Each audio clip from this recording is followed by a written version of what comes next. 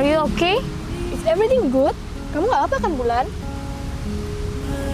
Aku dilecehin, Alia. Aku nggak tahu harus gimana lagi. Aku takut untuk melapor karena pelaku ngancam aku bakal menyebarin foto aku. Aku nggak tahu sekarang harus gimana. Sekarang aku hanya takut dia nyebarin fotoku dan ngelakuin hal yang sama aku. Bulan, kamu nggak boleh diem aja kayak gini. Kamu harus laporin pelakunya. Dan tenang aja, identitas kamu akan dirahasiakan. Dan kamu juga akan mendapatkan fasilitas konseling untuk memulihkan fisik dan mental kamu. Lapor, orang tuh nggak boleh nyentuh tubuh orang lain seenaknya. Biar kejadian kayak gini tuh nggak terulang lagi sama perempuan yang lain. Makasih ya. Aku jadi yakin sekarang kalau aku juga butuh perlindungan dan aku bakal ngelapor. Makasih kalian udah datang buat aku.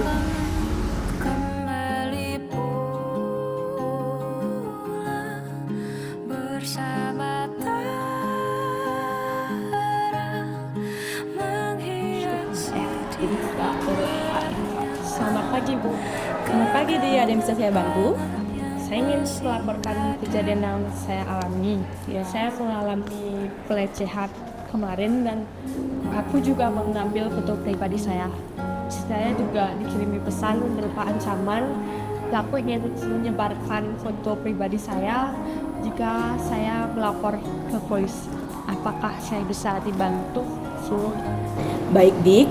Dari cerita yang sudah Adik utarakan tadi, saya dapat menyimpulkan bahwa Adik mengalami perbuatan yang tidak menyenangkan, yang mungkin mengganggu psikis Adik. Maka dari itu, saya akan mengarahkan Adik ke bagian SPKT. Di situ, Adik bisa membuat laporan pengaduan mengenai peristiwa yang Adik alami untuk mendapatkan perlindungan hukum yang lebih jelas lagi. Kalau boleh tahu ruangannya di mana ya? Mari saya antarkan, Dek. Itu aku sebentar.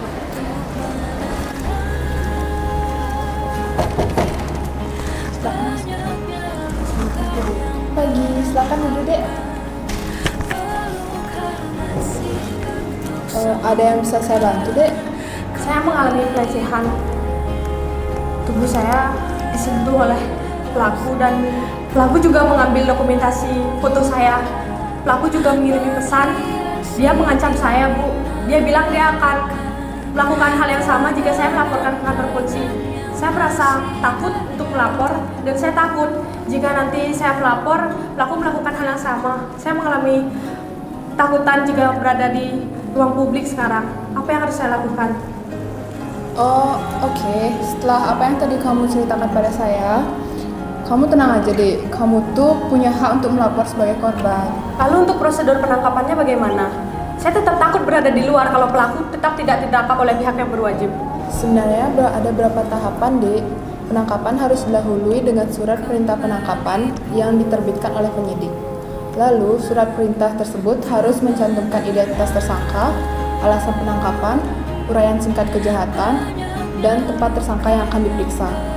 Selanjutnya, petugas kepolisian harus menunjukkan surat penangkapan tersebut kepada tersangka pada saat penangkapan dilakukan. Setelah ditangkap, tersangka akan mendapatkan hak-haknya, Dek. Jadi walaupun pelaku sudah melakukan kejahatan, pelaku juga memiliki hak-haknya atas tersangka ya, Bu? Ya tetap ada, Dek. Tersangka juga mempunyai hak yang sama seperti kita, seperti hak untuk berbicara, hak untuk mendapat bantuan hukum, hak untuk didampingi penasihat hukum, hak untuk melakukan pembelaan, dan tersangka juga berhak menuntut ganti kerugian jika dinyatakan tidak bersalah. Lalu untuk pelecehan seksual yang saya alami, digunakan pasal berapa ya, Bu? Kami menggunakan Undang-Undang Tindak Pidana Kekerasan Seksual, terutama pada pasal 4 yang memberikan perlindungan kepada korban.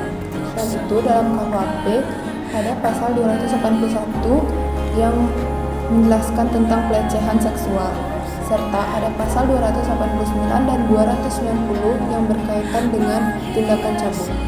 Jadi, setelah adanya laporan, kamu tidak perlu takut lagi, Dek. Baik, Bu, terima kasih atas penjelasannya. Saya sekarang merasa aman karena hak saya sebagai korban dilindungi, tapi juga hak atas tersangka juga dilindungi.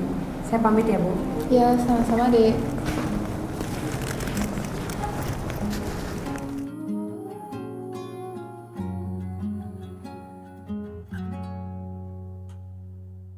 Jadi, kalian sudah nonton kan video yang kita paparkan?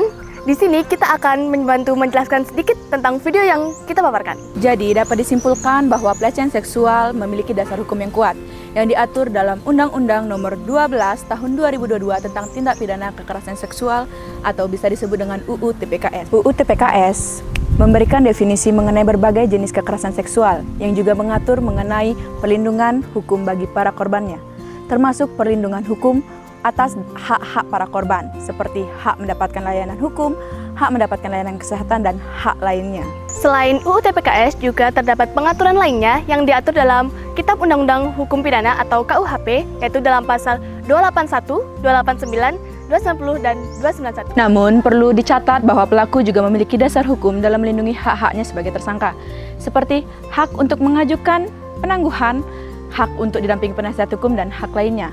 Hal ini diatur dalam Undang-Undang Nomor 8 Tahun 1981 tentang Kitab Undang-Undang Hukum Acara Pidana. Jadi, kalian sudah tahu kan kalau pelaku dan korban sama-sama memiliki hak dalam sebuah perkara?